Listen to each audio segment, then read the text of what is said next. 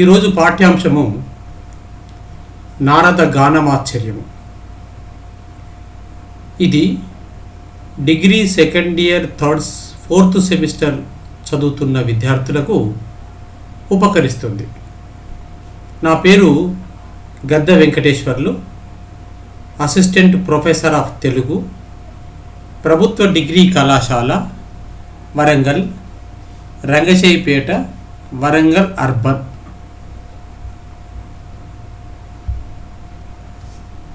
నారద గానమాశ్చర్యము అను పాఠ్యభాగంను పింగళి సూరణచే రచింపబడిన కళాపూర్ణోదయము ద్వితీయాశ్వాసము నుండి గ్రహింపబడినది. ఈ పాఠ్యభాగమును 6 భాగములుగా విభజింపవచ్చును. 1వది శీర్షిక పరిచయం, 2వది కవి పరిచయం, 3వది పాఠ్యభాగ సందర్భము, 4వది పాఠ్యభాగ కథా సారాంశము, 5వది కంఠస్థ పద్యముల సమగ్ర వ్యాఖ్య, 6వది సందర్భ సహిత వ్యాఖ్యములు, 7వది ఇతరాలు ఏమైనా ఉన్నట్టయితే ఇతరాలు తీసుకోవచ్చు.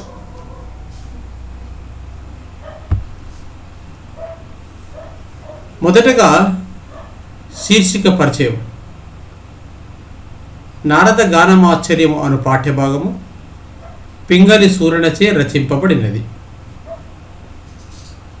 కళాపూర్ణోదయము ద్వితీయాశ్వాసం నుండి గ్రహింపబడినది. నారద మహర్షి శ్రీకృష్ణుని వద్ద సంగీత విద్య నేర్చుకొని పరిపూర్ణుడు అవుతాడు.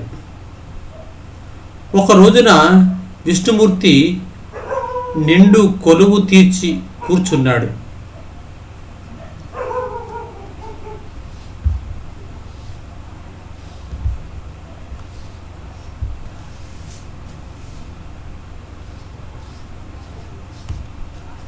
ఒక రోజున విష్ణుమూర్తి నిండు కొలువు తీర్చి కూర్చున్నాడు.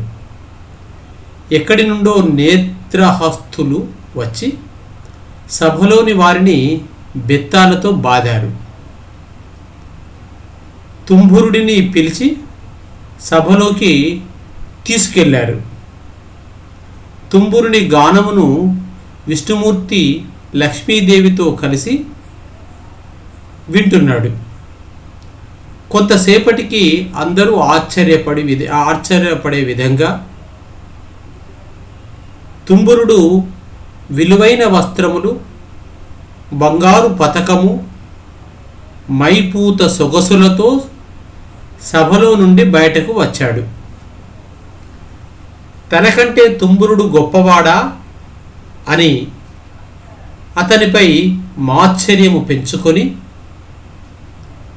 ఏ విధంగానైనా తుంబురుని గాన విద్యలో గెలవాలని కోరికతో విష్ణుమూర్తిని గూర్చి చాలా కాలం తపస్సు చేశాడు నారదుడు. విష్ణుమూర్తి ప్రత్యక్షమై వరం కోరుకోమన్నాడు. గాన విద్యలో తుంబురిని గెలవాలనే కోరాను. తాను ద్వాపర యుగంలో జన్మిస్తాం అని చెప్పి అప్పుడు నీ కోరిక తీరుస్తాను అన్నాడు.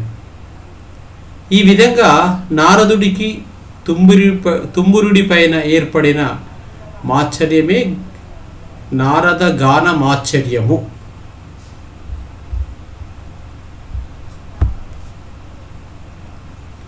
కవి పరిచయం. పాఠ్యభాగము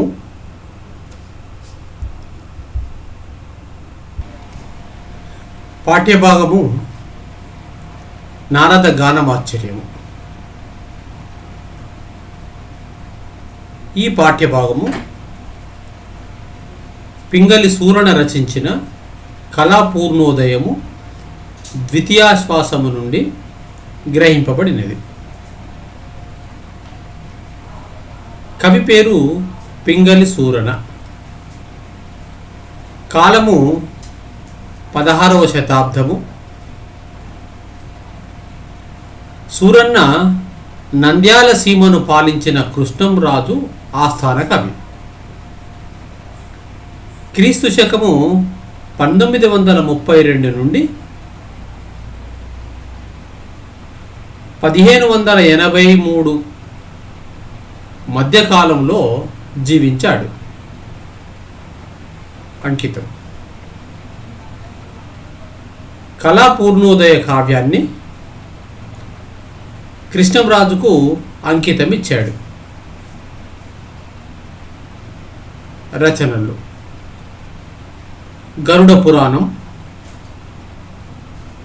రాఘవ పాండవీయం, ప్రభావతి ప్రద్యుమ్నము, కళాపూర్ణోదయము అనే 4 కావ్యములు రచించాడు. రాఘవ పాండవీయము అను కావ్యము ద్వర్తి కావ్యము. ఒక అర్థంలో రామాయణము, మరొక అర్థంలో పాండవుల కథ దీంట్లో తీసుకోవడం జరిగింది. కళాపూర్ణోదయం విశిష్టత. కళాపూర్ణోదయము కల్పిత కథ. ఈ కథ ఏ పురాణంలోనూ లేదు. అపూర్వమైన కల్పిత కథలను కవి సృష్టించి వాటిని పోషించడంలో నూతనత్వాన్ని సాధించాడు పింగళి సూరన్న.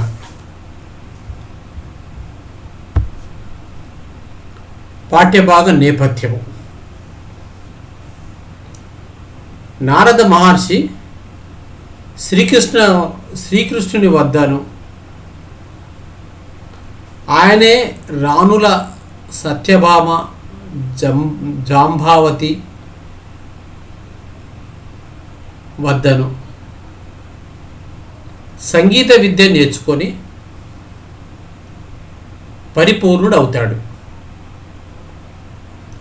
నారదుని శిష్యుడైన మణికంధరుడు ద్వారకకు కృష్ణుడు వచ్చినప్పుడు నారదుని వీణను మోస్తూ నారదుని వెంట వెళ్ళిన కళాభాషిని ద్వారకా నగరంలో వేశ్యయు కూడా కృష్ణుని దయతో సంగీతం రహస్యాలు అన్నీ గ్రహించారు. నారదుడు అప్పుడు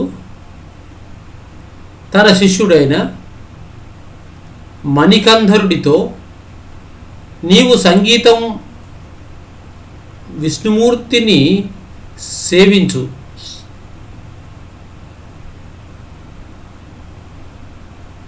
నీ కోరిక నెరవేరుతుంది. నేను కూడా నా కష్టాలు అన్నీ త్రిమూర్తుల సభలలో ఎక్కడో అక్కడ నా సంగీత విద్యతో తుంబురుని గెలుస్తావా అని చెప్పాడు. అది విన్న మణికంధరుడు, మీకు తుంబురుడితో స్పర్ధ ఎందుకు వచ్చింది? తుంబురుడిని జయించడానికి మీరు ఏమేమి పాట్లు పడినారు అని తన గురువైన నారదుడిని ప్రశ్నించాడు. అప్పుడు నారదుడు తుంబురుడితో తనకు అసూయ కలగడానికి గల కారణాన్ని శిష్యునకు వివరించడానికి ప్రారంభించడంతో నారద గానమాశ్చర్యము ప్రారంభమవుతుంది.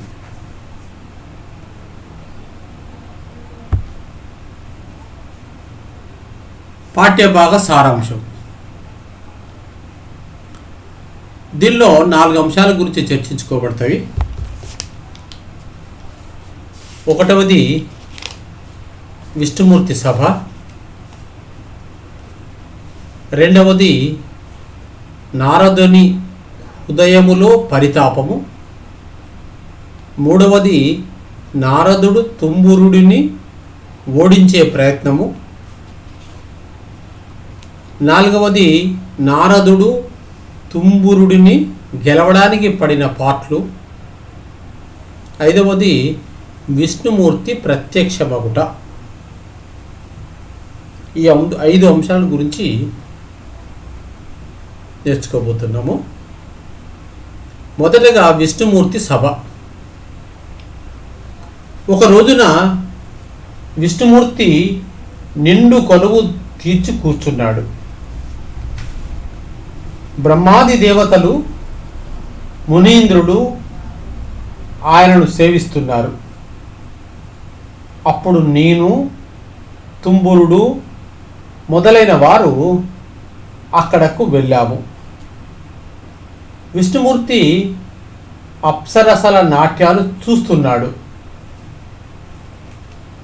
లక్ష్మీదేవి చెలికత్తెలతో ఉద్యానవనము నుండి మహావైభవంతో విష్ణుమూర్తి సభాభవనానికి బయలుదేరింది. వేత్రహస్తులు వచ్చి సభలోని వారిని అందరినీ బెత్తాలతో బాదారు. బ్రహ్మాదులతో పాటు మేము కూడా అందరము దూరంగా పోయాము.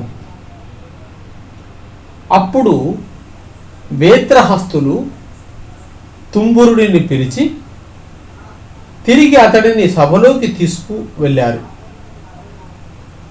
తుంబురుడిని తిరిగి ఎందుకు సభలోకి పిలిపించారు అని అందరి మనసులలో సందేహం కలిగింది. నేను కూడా అక్కడే ఉన్నాను. విష్ణు సభలో తిరిగేవారు విష్ణుమూర్తి లక్ష్మీదేవితో కలిసి తుంబురుడి గానమును వింటున్నాడు అని చెప్పారు. నారదుని హృదయములో పరితాపము. మమ్మల్ని అందరినీ తరిమివేసి తుంబురుడిని ఒక్కడిని లోపలికి పిలిపించి విష్ణుమూర్తి అతడి గానాన్ని వింటున్నాడని తెలిసి నా గుండె మండింది. కొంతసేపు నేను అక్కడే ఉన్నాను. కొంతసేపటికి దేవతలు, మునులు ఆశ్చర్యపడేటట్లు బంగారు పతకము, విలువైన వస్త్రము ధరించి మైపూత సొగసుతో తుంబురుడు సభలో నుండి వచ్చాడు. అది చూసి నేను మరింతగా ఉడికిపోయాను. తుంబురుడి బండారము వెల్లడి అయ్యే వరకు అతడు ఏ తీరుగా అయినా వెళ్ళవచ్చు. నేను అతనితో వాదం పెట్టుకొని ఓడిస్తాను. నా సంగీత చాతుర్యము విష్ణుమూర్తి వినేటట్లు ఉపాయం చేస్తాను అని నేను అనుకున్నాను. నా ఈర్ష్యను మనసులోనే దాచుకొని స్నేహాన్ని నటిస్తూ తుంబురుడి ఇంటికి రాకపోకలు సాగిస్తూ తుంబురుడి గానములోని గుణదోషాలు గ్రహిస్తే కానీ జయము లభించదని నేను నిశ్చయించుకున్నాను. నారదుడు తుంబురుని ఓడించే ప్రయత్నము చెప్పుకుంటాం. ఒక రోజున నేను తుంబురుడి ఇంటికి వెళ్ళాను. అప్పుడు అతడు పాట పాడడానికి సిద్ధంగా ఉన్న తన వీణను మేళగించి అక్కడ పెట్టి లోపలికి వెళ్ళాడు. తుంబురుడు ఎక్కడికి వెళ్ళాడని నేను అడిగాను. వీణ ఇక్కడ పెట్టి లోపలికి వెళ్ళాడని అక్కడి వారు నాతో చెప్పారు. నేను తుంబురుడి వీణను పట్టుకొని మ్రోగించాను. అపూర్వమైన శృతులు నాకు ఆశ్చర్యాన్ని కలుగచేశాయి. నేను వీణను అక్కడే పెట్టి సిగ్గుతో తిరిగి వచ్చాను. ఈ తుంబురుడు గొప్ప గానకళా ప్రవీణుడు. ఈ సంగతి నాకు ఇంతవరకు తెలియలేదు అని మనసులో నేను కలత చెందాను. బ్రహ్మాదుల సభలలో నేను తుంబురుడు కలిసి పాట పాడేవారు. తనకు ఇంత గానకళా ప్రావీణ్యం ఉందని అప్పుడు నాకు అతడు తెలియనీయలేదు అని నేను బాధపడ్డాను. తుంబురుడిని గెలవడానికి నారదుడు పడ్డ పాట్లు. ఆనాటి నుండి ఎక్కడెక్కడ గాన విద్యా ప్రావీణులు ఉన్నారో అక్కడికి వెళ్ళి వారి వద్ద నేను సంగీత విద్య నేర్చుకున్నాను. కానీ తుంబురునికి సాటి ఎవ్వరూ లేరని గ్రహించాను. సర్వజ్ఞులైన విష్ణుమూర్తి అనుగ్రహం వల్లనే నా కోరిక నెరవేరగలదని నేను గ్రహించి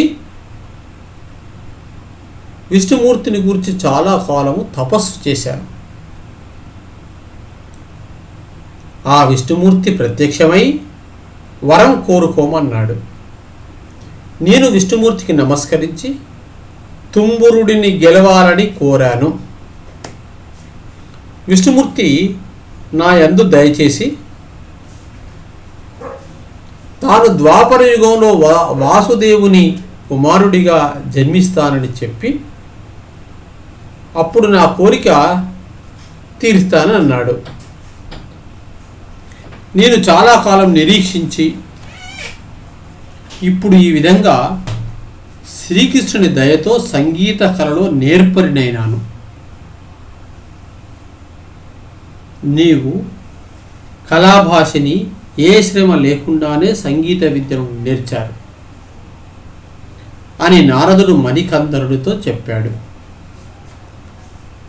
నీ వంటి గొప్ప తపోధనుడిని సేవించిన మాకు ఈ సంగీత విద్యలో పాండిత్యం రావడం ఆశ్చర్యం కాదు అని మణికందరుడు తన గురువు అయిన నారదుడితో అన్నాడు.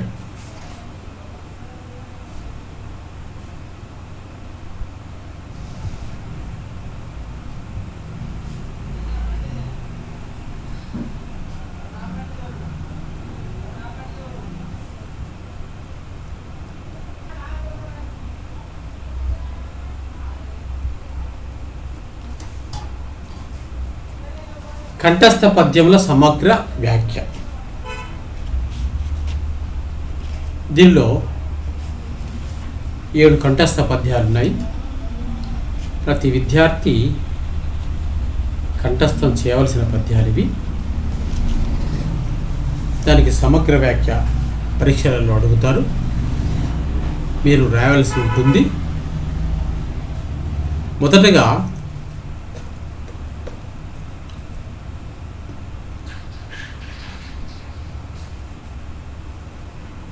శార్దుల పద్యం. వైకుంఠంభున ఒకనాడతులిత ఐశ్వర్యుండు విష్ణుండు నాలీక ప్రోద్భవ ముఖ్య దేవగణముల్ సేవింప యోగీశ్వరా నీకంబుల్ నిగమాంత సూక్తులను వర్ణింపంగా ఒడ్డొల గంభై కూర్చుండే మహాసభన్ సదవన వ్యాపార పారీనుడై.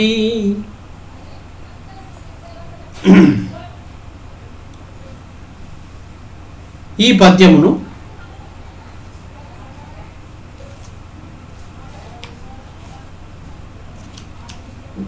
నారద గానమాశ్చర్యము అను పాఠ్యభాగము లోనిది. దీనిని పింగళి సూరన్న రచించాడు. ఇది కళాపూర్ణోదయము ద్వితీయాశ్వాసము నుండి గ్రహింపబడినది. ప్రతిపదార్థము: వైకుంఠంబున, వైకుంఠ లోకంలో ఒకనాడు అతులితైశ్వర్యుండు. ఒక రోజున అతులితైశ్వర్యుండు, ఎనలేని ఐశ్వర్యము కలవాడు.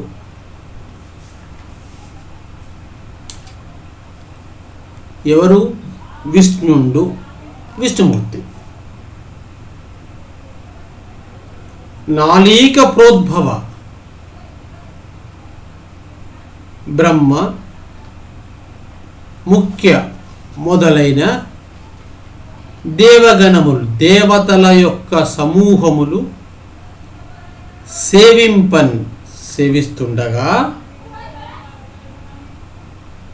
యోగీశ్వరానికంబుల్, యోగీశ్వరుల సమూహములు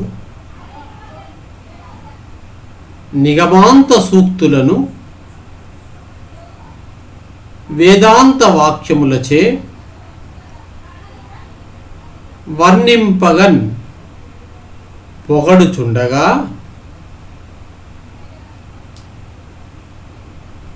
సదవన సత్పురుషులను రక్షించుట అనే వ్యాపార పనియందు పారీనుడై మిక్కిలి నేర్పరి అయి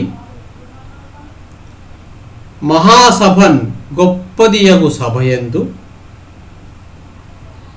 ఒడ్డొలగంపై నిండు కొలువు తీరినవాడై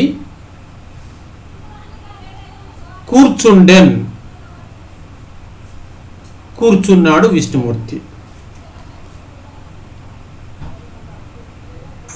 తాత్పర్యము: సాటిలేని ఐశ్వర్యము గల విష్ణుమూర్తి ఒక రోజున వైకుంఠ నగరంలో బ్రహ్మాది దేవతలు సేవిస్తుండగా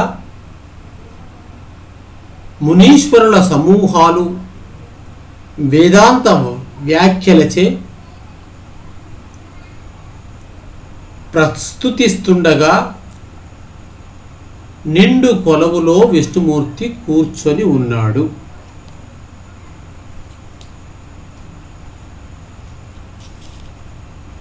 ఇది శార్దూల పద్యము.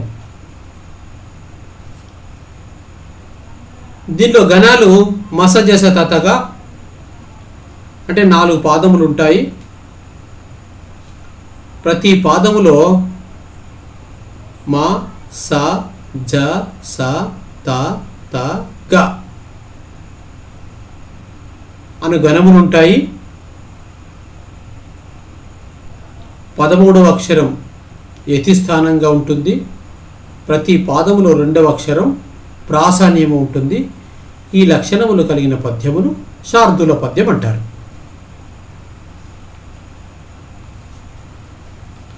రెండవ పద్యం: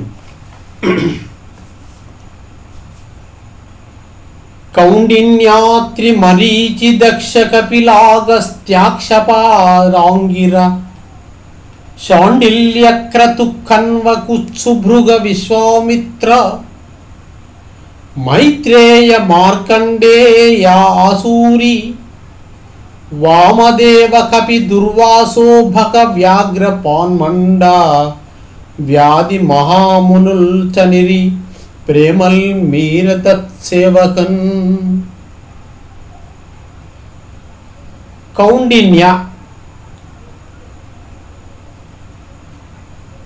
కవి పరిచయము. ఈ పద్యమును పింగళి సూరన్నచే రచింపబడిన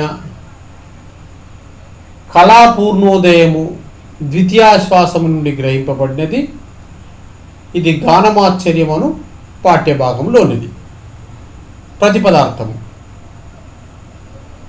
కౌండిన్య కౌండిన్యుడు, అత్రి అత్రి మహర్షి, మరీచి మరీచుడు, దక్ష దక్షుడు, కపిల కపిల మహర్షి, అగస్త్య అగస్త్యుడు, అక్షపాద అక్షపాదుడు, అంగిరహ అంగిరుడు, శాండిల్య శాండిల్యుడు, క్రతు క్రతువు, కన్వ కన్వ మహర్షి, కుత్స కుత్సుడు, భృగు భృగువు, విశ్వామిత్ర విశ్వామిత్రుడు, మైత్రేయ మైత్రేయుడు, మార్కండేయ మార్కండేయుడు, అసురి అసురి, వామదేవ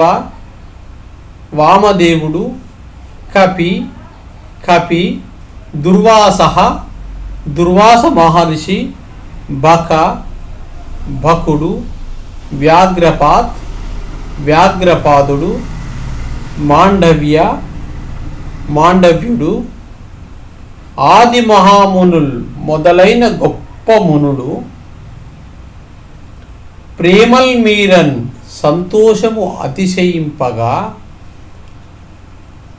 తత్సేవకు నా మహావిష్ణుమూర్తి సేవకు చనిరి వెళ్ళారు. తాత్పర్యము కౌండిన్యుడు, అత్రి, మరీచి, దక్షుడు, కపిలుడు, అగస్త్యుడు, అంగిరుడు, శాండిల్యుడు, క్రతువు, కన్వుడు, కుత్సుడు, భృగువు, విశ్వామిత్రుడు, వ్యాఘ్రపాదుడు, మాండవ్యుడు మొదలైన మహామునులు సంతోషము అతిశయింపగా విష్ణుమూర్తిని సేవించడానికి వెళ్ళారు.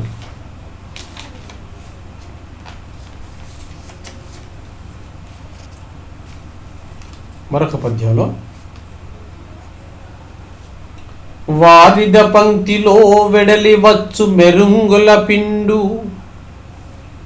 ఆ సఖివారముతో రమారమని వచ్చెను, హెగ్గడి కత్తెలెందరే కోరి భజింప, ఆ కొలువు కూటము ముందరి వంక నొప్పు సింగారపు తోట నుండి అధికంభగు వైభవమింపు మీరగన్.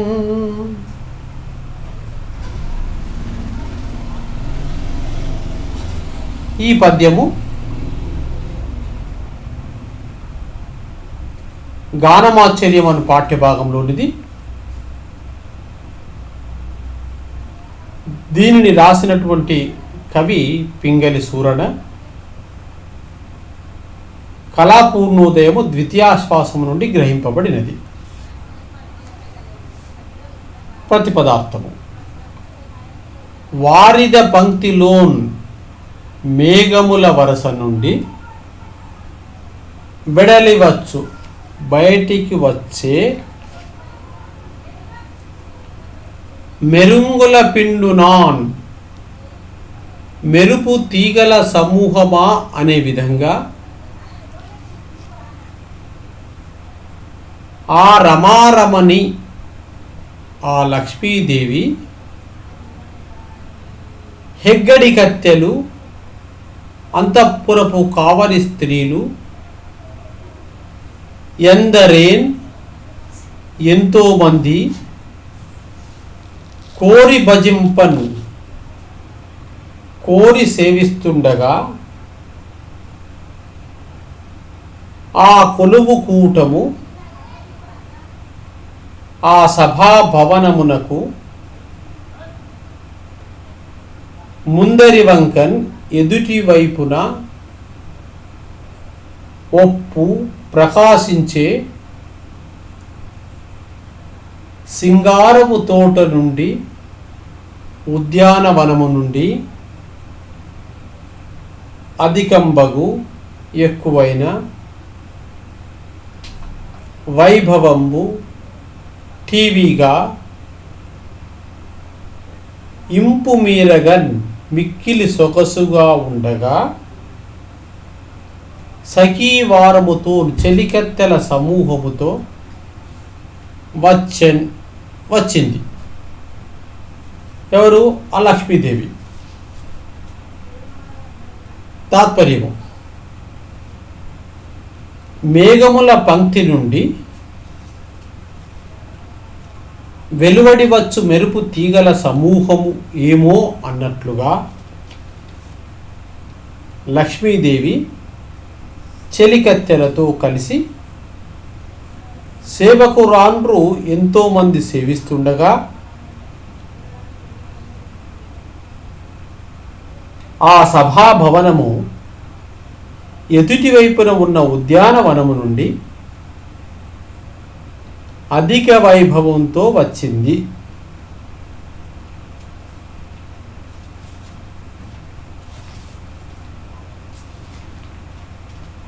నాలుగవది చెంపకమాల పద్యము. ఇంతకుముందు మనం చెప్పుకున్నటువంటి పద్యము ఉత్పలమాల. 4 పాదములు ఉంటాయి. ప్రతి పాదములో భరణ బభరవ అను గణములు ఉంటాయి. 10వ అక్షరం 1వ అక్షరమునకు 10వ అక్షరం యతి స్థానము. ప్రతి పాదములో 2వ అక్షరం ప్రాసన్యము ఉంటుంది.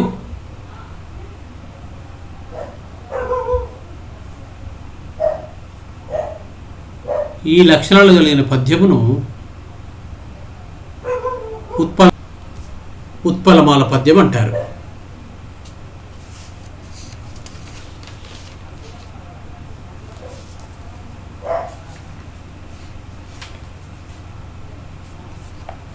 మరొక చెంపకమాల పద్యంలో కంఠస్థ పద్యం ఇది.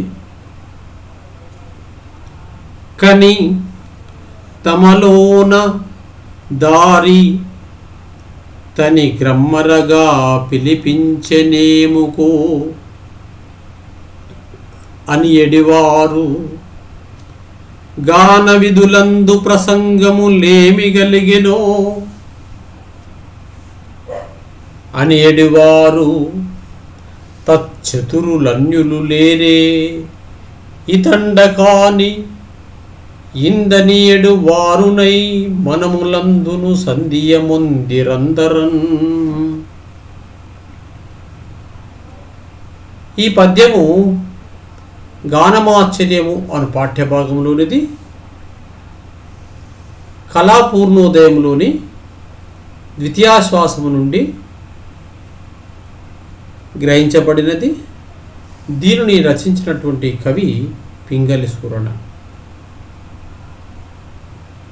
ప్రతిపదార్థము: కని తుంబురుని పిలుచుకొని వెళ్ళడం చూసి తమలోనంతారు తమలో తాము ఇతనిన్ క్రమ్మరగాన్ ఈ తుంబురుడిని వెంటనే పిలిపించన్ ఏమోకో ఎందుకు పిలిపించారో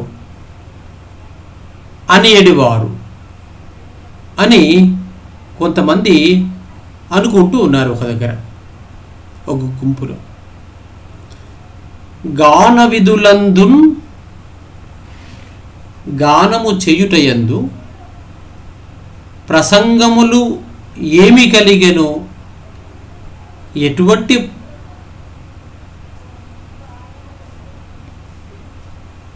ప్రసక్తులు వచ్చాయో అని ఎడివారు అని అనుకుంటూ ఉన్నవారు కొంతమంది. ఇందున్ ఇక్కడ ఉన్నవారిలో ఇతండకాని తచ్చతురుల్ అన్యులు లేరే. ఇక్కడ ఉన్న వారిలో ఈ తుంబురుడే తప్ప ఆ గాన విద్య యందు నేర్పు కలవారు అన్యులు లేరే, ఇతరులు లేరా అని ఎడువారు అనేవారు కొంతమంది. అందరూ అక్కడ ఉన్నవారందరూ మనములందును తమ మనసులో సందేహం పొందిరి, సందేహం పొందారు.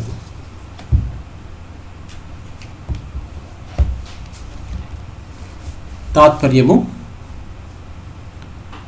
వేత్రహస్తులు తుంభురుని మళ్ళీ పిలిపించుకొని వెళ్ళడం చూసి అతడిని మళ్ళీ పిలిపించడానికి కారణం ఏమిటో, సంగీతం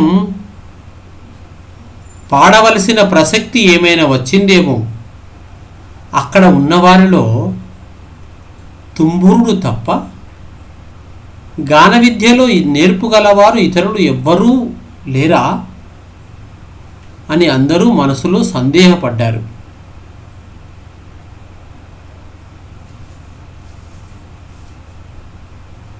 ఈ పద్యము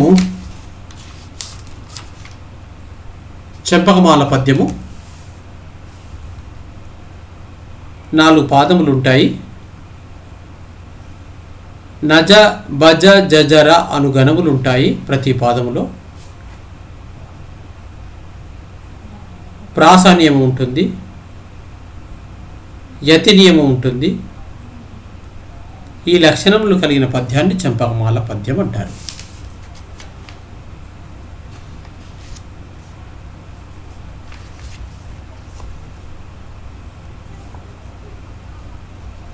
అప్పుడు నేను నా మనమునందితనిం పిలిపించుటెట్లోకోయ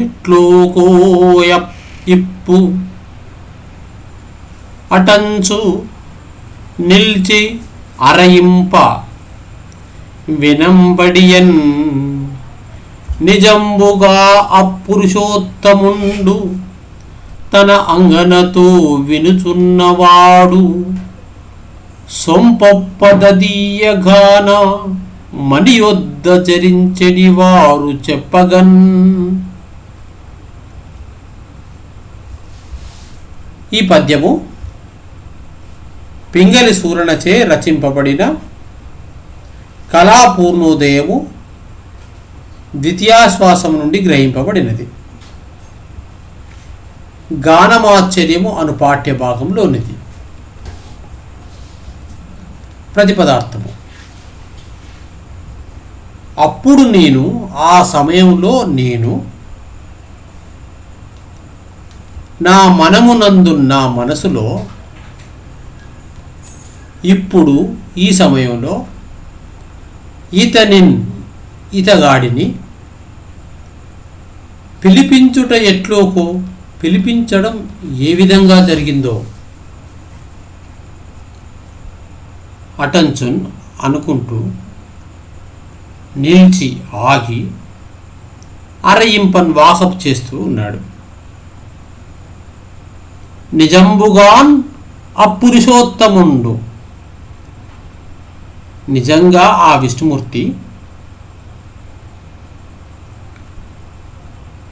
తన అంగనతో, తన ప్లస్ అంగనతో, తన భార్య అయిన లక్ష్మీదేవితో, సొంపొప్పన్ చక్కగా, తదీయ గానము ఆ తుంబురుడి గానము వినుచున్నవాడు వింటున్నాడు అని, ఆ విధంగా అని, వద్దన్ చరించడి వారు, ఆ విష్ణుమూర్తి సమీపంలో తిరిగేవారు చెప్పగా వినంబడియన్ వినవచ్చింది.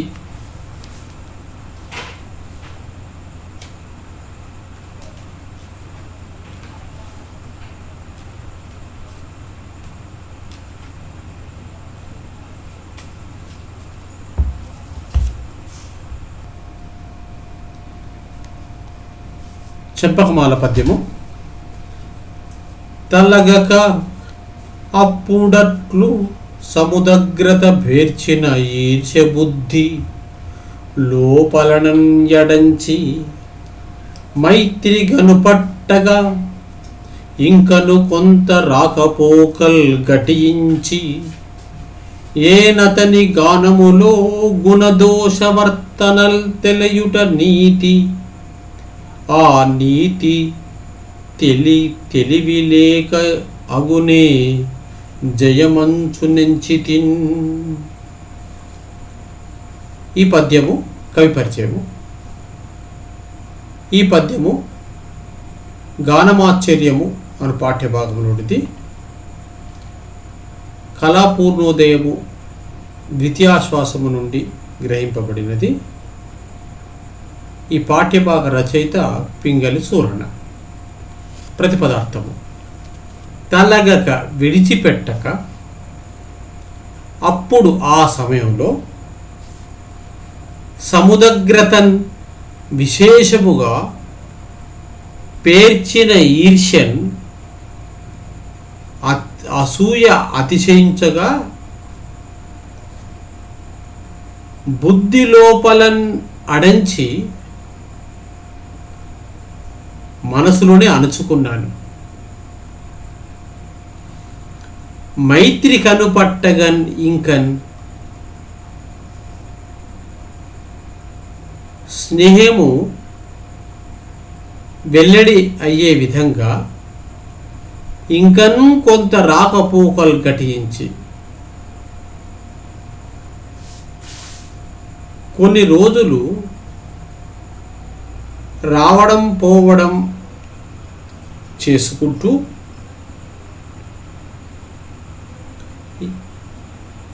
గటించి చేసి, నేను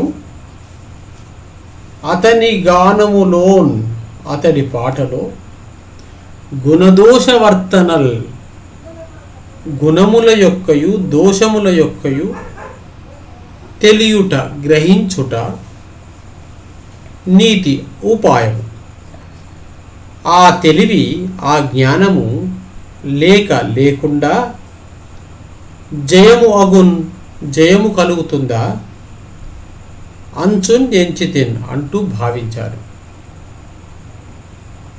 తాత్పర్యము: విడిచిపెట్టకుండా ఇప్పుడు ఈ విధంగా బాగా హెచ్చిన అసూయను మనసులోనే అణుచుకొని స్నేహం వెల్లడి అయ్యేటట్లు ఇంకా అతని ఇంటికి రాకపోకలు సాగించి, నేను అతని గానములోని తప్పొప్పులు గ్రహించడం మంచిది. ఆ తెలివి లేకపోతే అతడిని జయించడం కష్టం అవుతుంది అని చెప్పాడు. మనసులో అనుకున్నాడు.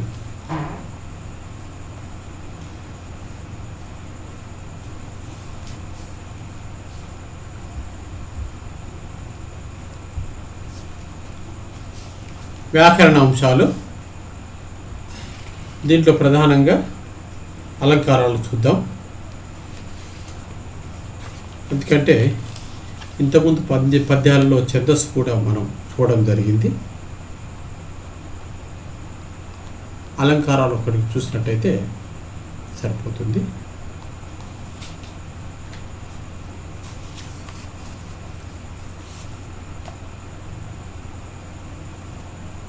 పద్యపాదములు: వారిద పంక్తిలో వెడలి వచ్చు మెరుంగుల పుంపిండునాసకి, వారముతో రమారమని వచ్చెను ఎగ్గడి కత్తెలెందరే కోరి భజింపన్. ఈ పద్య పాదములలో ఉత్ప్రేక్ష అలంకారం కనపడుతుంది. ఉత్ప్రేక్షాలంకారం లక్షణం ఏంటంటే, సమాన ధర్మాన్ని బట్టి ఉపమేయమును ఉపమానముగా ఊహించడాన్ని ఉత్ప్రేక్షాలంకారం అంటారు. సమన్వయము: లక్ష్మీదేవి చెలికత్తెలతో అన్నది ఉపమేయం.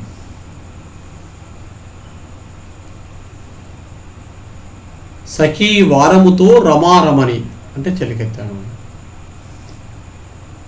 మేఘ పంక్తిలోని మెరుపులు అనేది ఉపమానం. ఇక్కడ చెలికత్తెలతోడి లక్ష్మిని మేఘములలోని మెరుపుల గుంపుగా ఊహించడం జరిగింది. కాబట్టి ఇక్కడ ఉత్ప్రేక్షాలంకారం ఉంది. మరొక పద్యము.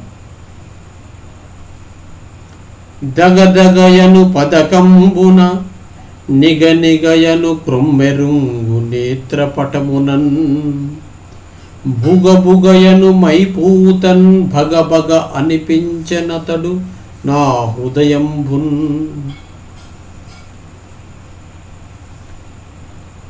ఈ పద్యపాదములలో వృత్యానుప్రాసాలంకారం కలదు. వృత్యానుప్రాసాలంకారం లక్షణం ఏంటంటే, ఒకటి కానీ అంతకు మించి కానీ హల్లులు పెక్కు మార్లు ఆవృత్తి అవడం వల్ల దానిని వృత్యానుప్రాసాలంకారం అంటారు. సమన్వయము. దగదగ, నిగనిగ, బగబగ, బుగబుగ హల్లుల జంట ఆవృతమవుతుంది. కాబట్టి ఇది వృత్యానుప్రాసాలంకారంగా మనం చెప్పుకోవచ్చు.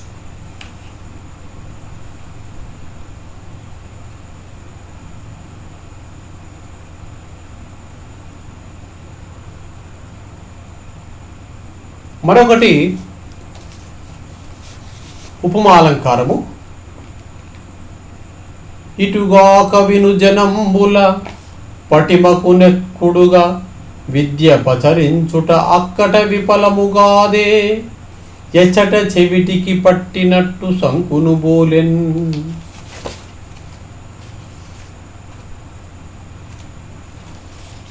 ఈ పద్యంలో ఉపమాలంకారం కనపడుతుంది. దీని లక్షణం ఏంటంటే, ఉపమాన ఉపమేయములకు మనోహరమైన సాదృశ్యమును చెప్పడం ఉపమాలంకారం అవుతుంది. దీనిలో ఉపమానము, ఉపమేయము, ఉపమావాచకము, సమాన ధర్మము ఉంటాయి. చెవిటికి పట్టినట్టి సంకు ఉపమానం. వినుజనంబుల పటిమకు ఎక్కుడుగా విద్య పచరించుట ఉపమేయమవుతుంది. ఉపమావాచకము పోలెన్ అనవుతుంది. సమాన ధర్మం ఎక్కడంటే విఫలమవుతుంది అనే విషయాన్ని చాలా స్పష్టంగా చెప్పి ఉపమాలంకారంగా కవి తెలపడం జరిగింది.